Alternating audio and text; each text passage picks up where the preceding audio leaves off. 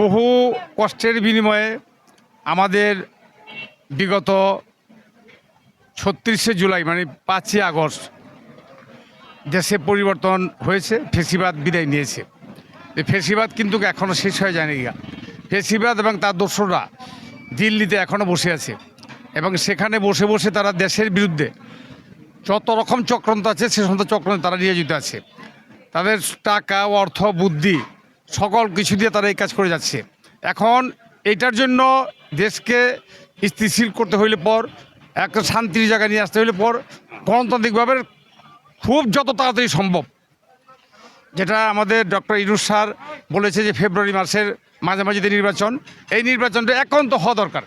এবং আমি আপনাদের মাধ্যমে সকল জাতির সকল সন্তানকে বলবো যে আপনারা এই নির্বাচনে সকলে মিলে সহযোগিতা করেন, সাহায্য করেন, যেন দেশটা আমাদের রক্ষা পায়, গণতন্ত্র রক্ষা পায়। এই দেশের মানুষ কষ্টের বিনা আজকে খুব ভালো শান্তিতে কখনো ছিল না।